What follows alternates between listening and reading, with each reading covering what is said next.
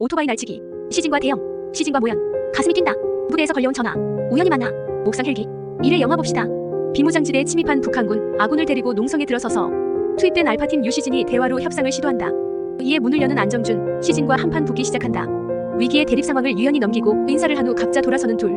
게임방에서 총놀이를 하고 있는 사이 발견한 쿠폰 도둑 오토바이를 탄 김기범을 시진과 서대영이 총으로 맞춰 쓰러뜨린다. 사고를 내 응급처치를 하는 둘. 119에 보내고 나서 보니 기범에게 소매치기를 당한 것 같아 병원으로 향한다. 의사와 대화를 나누고 있는 사이 응급실에서 진료를 본 환자 기범이 도망을 치고 있는 게 보여 대화를 중단하고 기범을 잡아온 모연, 그는 핸드폰을 맡기고는 다시 또 도망을 친다. 응급실에 도착한 시진과 대영의 핸드폰에 연락을 하자 모연이 받는다.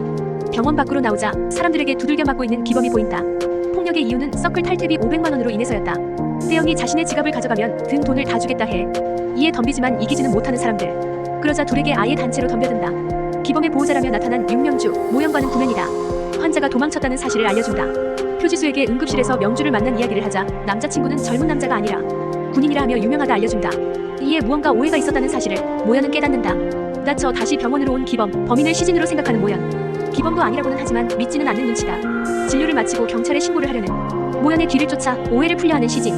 그러나 대화가 통하지 않고 112에 연락을 하는 모연의 행동을 저지시킨 후 경찰은 좀 곤란하다며 단도직입적으로 넘어가 달라고 부탁을 한다. 그런데도 대화가 통하지 않자 명주의 이름을 꺼내는 시진.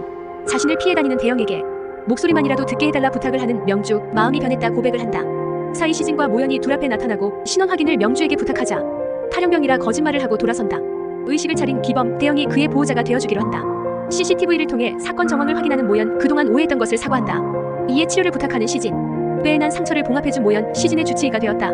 이번 비를 해결하러 온 대영, 범은 빚을 갚지는 못할 거라고는 핸드폰 훔친 것을 사과한다. 시진은 모연이 수술실에 들어가는 것을 도와준 후 기다리다 다시 돌아가 운동을 하다가 모연에게 전화가 와봤는다. 내일 병원에서 말고 오늘 보자고 한다. 병원에 다시 도착한 시진, 스크린에 뜬 속보에 병원 옥상으로 향한다. 이에 모연이 이 사실을 알고 옥상으로 올라가자 헬기가 보인다. 응급이 아닌 시진을 데리러 온 것. 헤어지기 전에 데이트를 하자는 약속을 한다. 7시간 비행을 해 도착한 목적지 아프가니스탄. 작전 중에 전사할 경우 신분이 없어야 한다며 인식표를 뗀다. 이 영상이 즐거우셨다면 구독과 좋아요로 다음 소식을 놓치지 마세요.